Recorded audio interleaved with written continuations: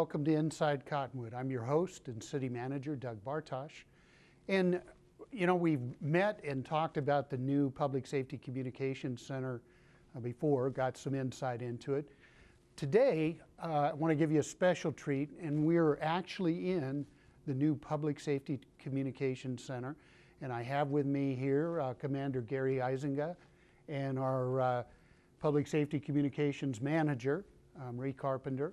And what we're going to try and do is give you a little bit of a tour of the new center via this program. But first, what I want to do is go back and talk a little bit about the history of our current dispatch center, Gary, and give us, how did that come about? I know it was part of the new building, but it really wasn't planned to be part of the new building. Correct. Initially, we thought about adding a second floor on the new, on the Public Safety Center. And we looked at those plans. We also looked at leaving dispatch in Old Town and refurbishing that building and dispatching from Old Town. I guess that wasn't cost effective to do that. So while we are already in the process of building the public safety building, they ended up moving some walls and basically shoehorning dispatch into an office that was already predetermined to be an office. So we had to add some things like a raised floor so we could run the wiring underneath. But it was never developed as a communication center. I think, and Marie can probably speak to this to the best, it always kind of seemed like it was a cave almost. Yes, the closet. Yeah, and I know it had to have been a real challenge for our dispatchers who end up spending 8 to 10 or even more hours in there during a time and not really seeing daylight. It makes it a little tough. And they're not much further than this apart. You know, if we were to all turn our chairs, that's about the work environment. You back your chair up and you're bumping into the person behind you. So yes, the space is really not, the workspace is not a whole lot bigger than where we're at right now. Yeah, right here. Yes, right here. Yes. Yes. This one workstation equals about 3 in our current center. So, and I guess the next piece of the history is there was kind of a lot of discussion for a long period of time about trying to do a public safety communication center, but make it regional so that we have all police, fire, ambulance services working out of one dispatch center. And so talk a little bit about that history as well. Yeah, that, quite frankly, I think as soon as we moved in to the Public Safety Center, we realized that it was just not going to work out. So that discussion has been going on for years, that we needed to do something. And if we could do something valley-wide, that'd be great. Have the other agencies all come in and work together. So those discussions went on for quite some time. We hired a consultant that did a study on that, and they determined that, yeah, that would probably be the way to go. Instead of having different agencies purchasing the exact same equipment, we could all share those things. And certainly, I think even beyond the cost savings to our taxpayers, there was a lot of kind of discussion and realization that one center coordinating all those services, you really get better operations. Better operation and service to the community, a quicker response, absolutely. You know, and I know when I came in as police chief, we were talking about this issue, and I think that was 2005, and the discussions had probably started several years before then. And it was tough, I think, you know, again, because it was money issues, you know, who was going to pay for what. There's always the issue of local control and feeling comfortable that your citizens are getting the best possible service that they can get. And, you know, I think Cottonwood really, as you said, kind of jumped out and took the lead, brought on a consultant and did both an analysis to make sure that it really did make sense, and then put together a case study that said, you know, here's all the reasons that you should do it. Right. And so at this point, who do we have on board? At this point, as of July of this year, We're dispatching for Cottonwood Police Department, for Cottonwood Fire Department. We're Jerome Fire and Clarkdale Fire and the ambulance company, Verde Valley Ambulance. So we're staying really busy in that little room. You know, and I know there has been interest expressed by some of the other public safety providers out there, and you know, probably to their credit, they're waiting for the new building to become operational for us to kind of work out the bugs, and I think we'll see more of the public safety services in the valley come forward. And we had trained, or we had dispatched in the past for Cottonwood Fire, but as the years went by, all our new dispatchers don't have that experience, so that required some training on our part to go back into the fire dispatching service. So we are all back on track with that now, and I think the training and the program that we're using is working out very well. You know, and maybe a lot of people don't understand that our fire service and our ambulance service was actually being dispatched out of Sedona. And so the call would come into our communications center because we were the 911 receiving center, and then we would have to send it up to Sedona. And now those calls come into our 911 center, and they're also dispatched out of our 911 center. So we're hopefully actually reducing the response time to a lot of these calls. Absolutely. It was a struggle to sort of wrap our head around the fact that we are the PSEP. We are the primary answering point on 911 for the city limits of Cottonwood. And we would receive the call on 911 regardless of the nature, police, medical, or fire. We would determine the nature. If it was medical, we would send it up to Sedona. They would process the call and then dispatch out Cottonwood Fire. And they're essentially in the same building that we're in. So it just seemed hard to wrap your head around. And if it was a multidiscipline response, then it got a little tricky. You know, you want to get that call out right away to Sedona Fire so they can process the medical and fire element of it. We don't want to delay any kind of patient care or pre-arrival instructions. But as law enforcement dispatchers, we needed to get the information for the law enforcement side of the response. So it was always a tug of war when it came to, you know, what's the priority? Who needs to get the information first? The poor caller's on the phone, and you got two sets of dispatchers pulling information out at the same time. It was always a struggle, and ultimately it was the service to the customer is what suffered, because you know, we've got all these transferings taking place and rushing to get the information, maybe missing some of the information. And a car accident is a classic example of that. You know we need to get that call off to Sedona Fire to get the medical element started, and any instructions to the patients or for the patients.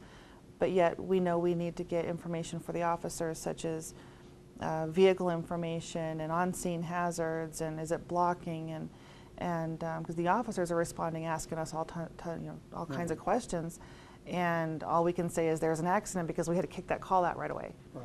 And unfortunately, you know, that's frustrating for the officers. It's frustrating for the firefighters.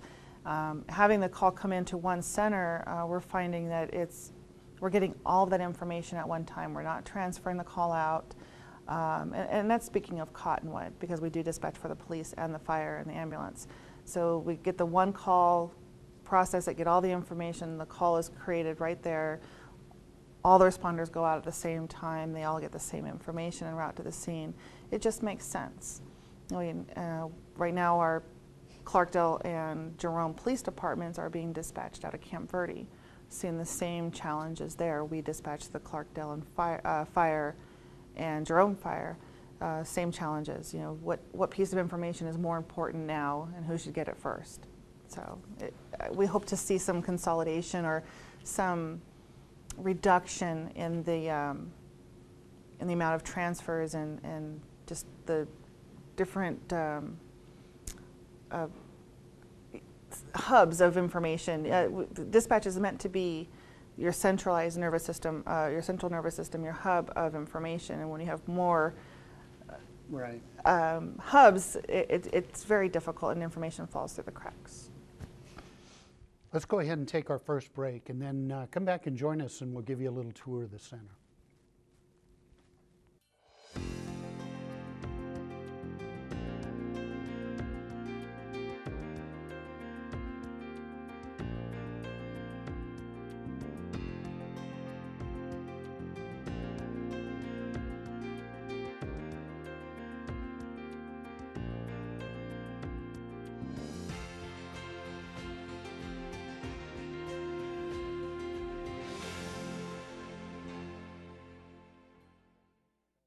Headaches and back pain are two of the top reasons people choose Mosin Chiropractic. Dr. Mosin also treats symptoms of numbness and tingling, as well as those injured in auto or work accidents. Dr. Mosin uses gentle chiropractic techniques, as well as electric muscle stim and cold laser therapies. Call Dr. Mosin today at 634-0733. No spine left behind at Mosin Chiropractic.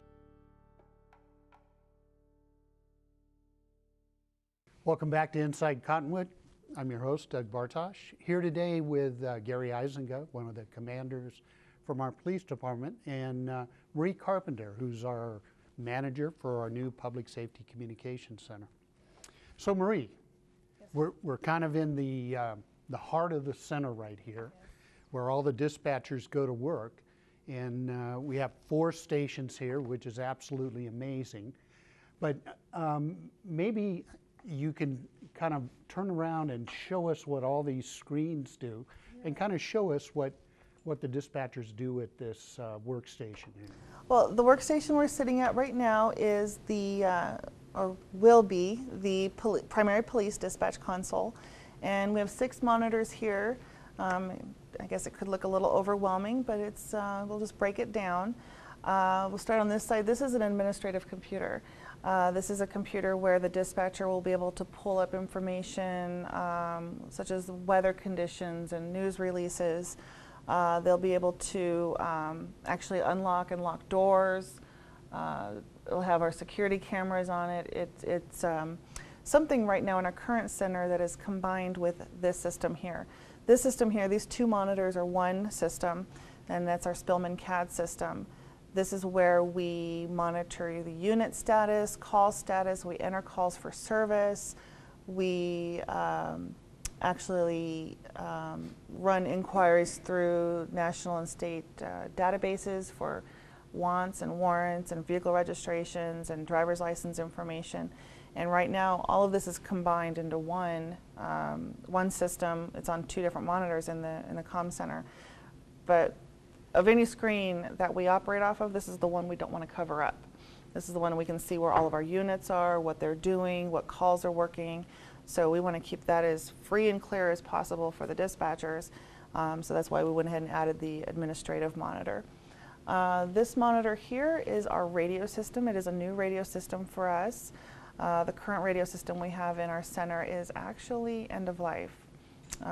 You just can't call up the manufacturer and order parts for it. So this is state of the art. It's a Zetron radio console. Currently, we have a console that has radio channels and our tones, which I'll explain in a second, all in a very small little monitor. When we use our tones, we actually have to cover up our channels and then hide the tones to use the channels. It's not working well at all. The dispatchers are doing great. They're very resilient. However, now we have this nice large monitor, and these are all of our fire channels. These are all of our law enforcement channels over here, and these are all of our tones. So if I need to send Cottonwood Fire and the ambulance company, I just simply select on Cottonwood Fire and the ambulance company and send. And I just take my mouse and I just click right here and I just talk to them, and it's just clean and it's very easy to understand. We're just really excited about the new radio consoles.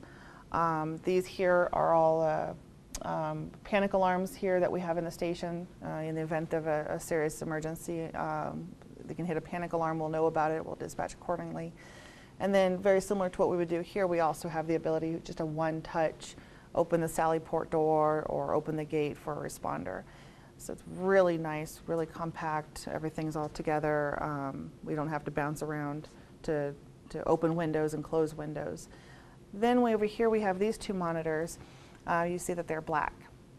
They're not on right now because on December 1st, our 911 system will be moved from our current location to this building, and we'll occupy these two. We'll have our actual 911 system here, and we'll be able to see where the call's coming from, callback number, we'll be able to transfer, dial out. It's a really neat system. And then this map, which goes, this monitor which goes with it is actually the map, the 911 map that will display the caller's location, and we'll be able to actually look up addresses and everything. So really excited about that. Nice big monitors for our maps. Now, let's go back to CAD. What does CAD stand for? Computer-aided dispatch. Okay. And in earlier times, before this technology was readily available, the dispatchers would have a nice big notebook, and they would either timestamp or just handwrite the unit status. So if a unit patrol officer did a traffic stop, it was handwritten. And you know, a separate system, which was pretty archaic, but nonetheless it was available. They would do the separate inquiries through the state or national databases. Over the years, that separate system's gone away, and it's all interfaced, integrated with our computer-aided dispatch system. So now a traffic stop that is entered, it automatically takes the information from the stop, the license plate, runs it through the system. It's one transaction. Dispatchers aren't bouncing back and forth between two different systems, not shuffling papers all over the place, or stamping a card like we used to have to do. So it's all computerized. Now, and police departments love acronyms and abbreviations and numbers, but AVL, talk a little bit about that too. AVL is Automatic Vehicle Locator, and it's based on another acronym, GPS. What we have is our cars are equipped with the GPS technology, and we are able to actually locate the cars as they move around the city. The calls will display on a map. The officer can see where the call is in relationship to him or her. If for some reason an officer finds themselves in trouble, we'll be able to see what their location is, even if they're not able to talk to us. And we also have MDCs, another lovely acronym, mobile data computers. And you can see the status on this officer here, MDC. That means that that particular officer updated himself to a location. So it's also referred to as voiceless CAD. Their activity can take place without even transmitting over the radio. We do require that our officers call out their traffic stops on the radio because traffic stops can be inherently dangerous just because of the unknowns, and we want to know exactly where they are. We don't want any surprises on traffic stops. But they can put themselves en route, on scene. They can actually run driver's license registrations, all from the car. The technology has really advanced and come along quite a bit. So talk a little bit about that. How many stations do you have here? Kind of describe this room a little bit. Like I said, this is the police console here, so whoever sits at this console will be primary police dispatcher. We have another console over here. This will be our primary call taker position, and the one over here behind us is the fire dispatch console. Right now in our current center, we're only staffing 3 consoles, fire, police, and a call taker. You can see we have a whole lot more room in the center. We have this console over here. This will be considered our tactical channel. This is we only have 3 911 consoles, 911 positions. So it'll be 1, 2, and 3. The 911 positions are issued by the state based on workload and call volume and population. So we could expand that at our own expense. At this time, we don't feel that that's an expense we want to take on. So what we'll do is we'll go and outfit this with radio and CAD, no 911. They'll have regular admin phones, but they'll be able to take on the tactical radio operations. And this is a position that we'd staff on an as-needed basis. Say we have a major event coming up, a parade or a major, concert or something where we're going to have lots of extra special duty officers on. We'd want to go ahead and staff a tactical channel for them. We could also staff it in the event of a major emergency, such as a large fire, a large police incident, where we want to take the SWAT team off to another channel, and we want to have one person monitor that channel and record all of their activity. The major difference in this room that I see, not only the size, obviously, and the number of stations, but you actually have daylight in here. We do. It's amazing. I'm still surprised every time I walk in here and I can actually look outside and see whether or not the sun is shining.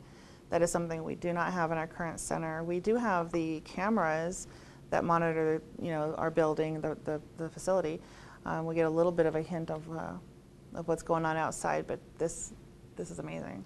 Absolutely amazing. It does so much for your spirit. And also what Marie didn't touch on was some of the ergonomics of the station itself, what it can do, and I don't want to get in the way, but just the fact that dispatchers, we do 12-hour shifts, and you can't always do that just sitting in the chair. Absolutely not.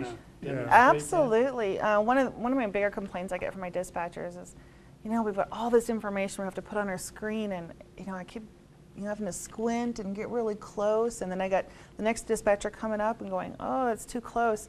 So we have the ability to actually slide that back if it's more comfortable for the dispatchers, or bring it forward. The other thing that's really nice is if I get tired of sitting, I can actually raise this up. I like this idea. I'd like a desk like this. Absolutely. You can get out of the chair, stand, and continue to answer Absolutely. phones and type. And this is just really comfortable. And the wear and tear on the dispatchers is really tough right now when you're sitting all day. You're not getting the blood flow to your legs. They just really complain of fatigue. And this is just wonderful. I really enjoy being able to stand up and just look around and see what's going on. And if I get tired of standing up, then I'll just lower everything back down and sit down. Another complaint I get from the dispatchers is their climate, their temperature. And you cannot make them all happy at the same time. It's always too hot or too cold. In that little room that we're in over there, it stays really hot most of the time because we have so much equipment in a small space. This, first of all, is really nice that we have the ventilation. Right. It were really nice there. But even then, we still have people that are hot or cold all the time. So we do have, each dispatcher gets their own personal fan. So it's not cold or hot air, it's just a fan. It moves the air around. It's really nice. And we just turn that on for them if they want it on. And it's just really comfortable for them. We also have forced air heat at the bottom if they prefer some heat on their feet. They can have that. And the task lighting, of course, we can adjust that and move it around for them and stuff. And what's really nice, and I'm really really proud of the way the city approaches this building from a sustainable and eco-friendly perspective. We didn't go with the LEED certification, but we took a lot of things into account, like light switches that time out after a while and conserve energy if you're not in a room. And these positions as well, this is actually a motion sensor. So if you leave your position, it'll actually conserve energy and turn your light and fan and heater off until you return. So it's a lot of those things went into were taken into consideration when developing and designing this building. Let's go ahead and take our next break. And again, come back and join us and we'll continue the tour.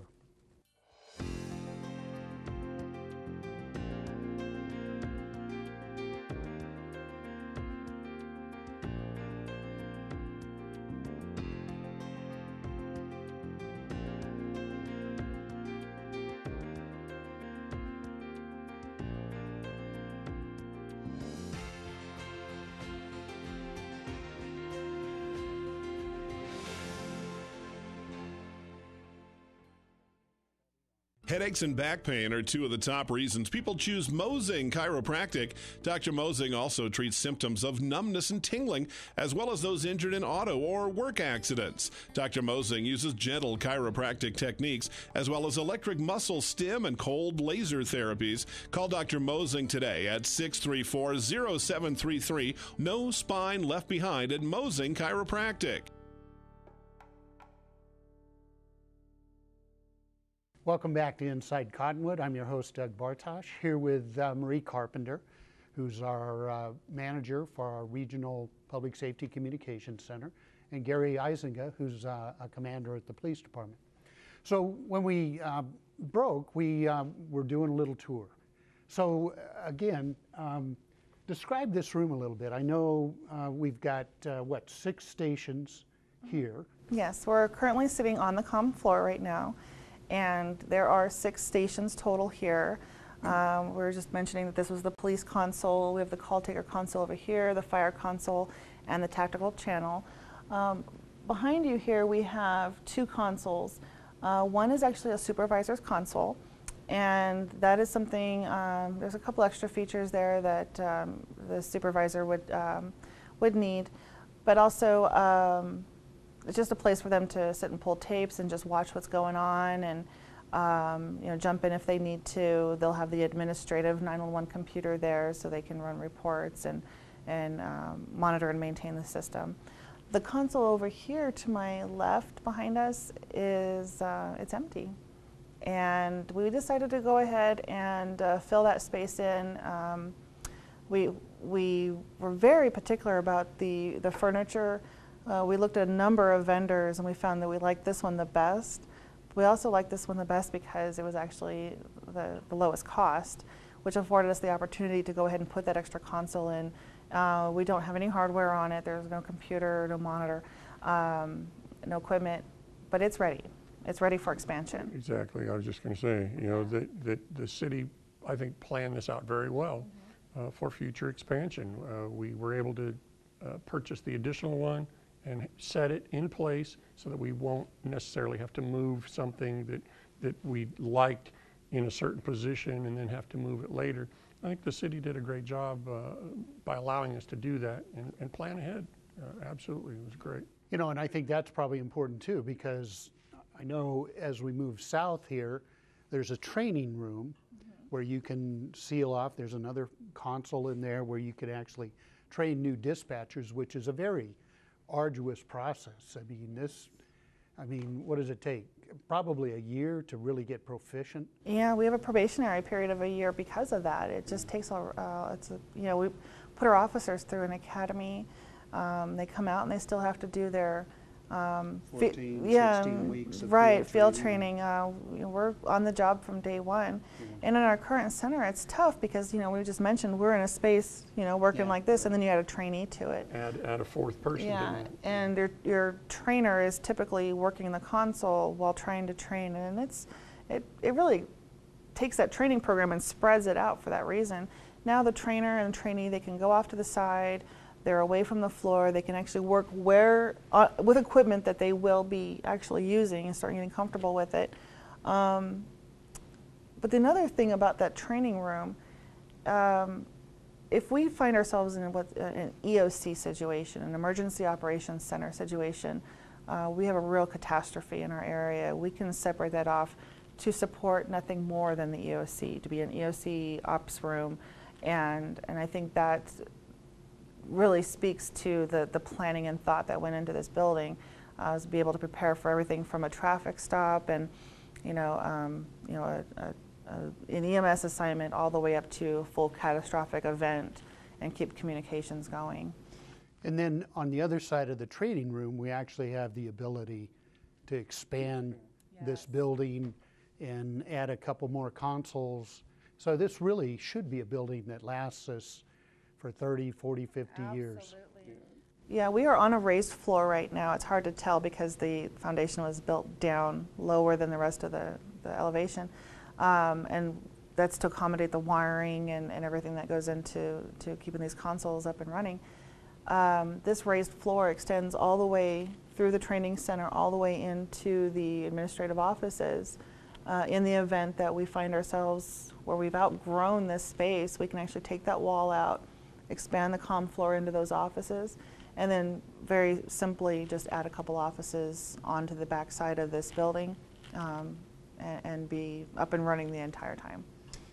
And so as we move out of the Comm Center, I mean, obviously you have an office, and our systems administrator has an office, and the supervisors have a couple offices, and you know, you guys have a convenient kitchen.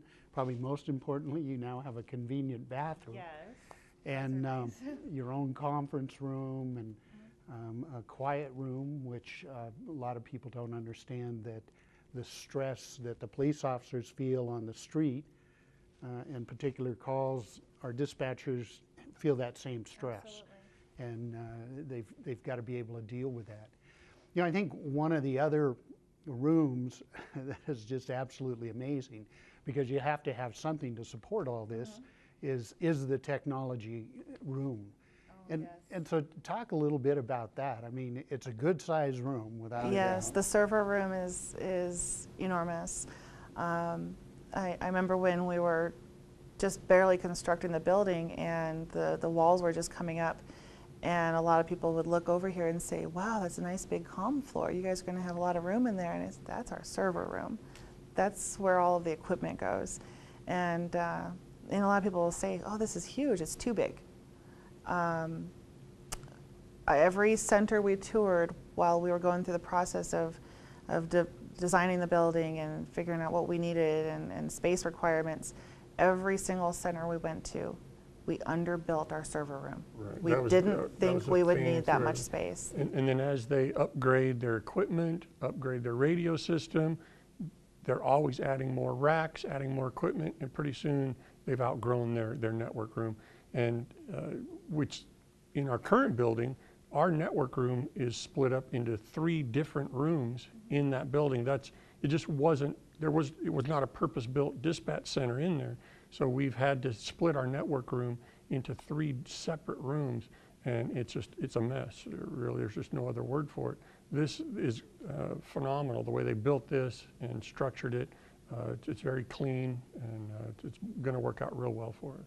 You know, and I think a lot of people need to understand the importance of technology in public safety these days. I mean, it's just enormous how many technology tools there are available. And, you know, for a relatively small agency, Cottonwood does very well in terms of technology. And again, I think this is going to take us to that next step in terms of our ability. And we have the ability on our monitors. We've got 6 monitors here. Just for security cameras for the department, any IP cameras that the city purchases, we would be able to monitor those if we needed to. And so again, we're only growing in technology, and I think we're well prepared for any advances. And certainly, I know one of the other things we looked at when we built this building was meeting all the current standards in terms of security and homeland security requirements. I mean, I think this pretty much meets them all. We referred to the NFPA manual several times during the National Fire Protection Agency, yes. We wanted to make sure that we were building not only a safe building for our employees, but a building that will that'll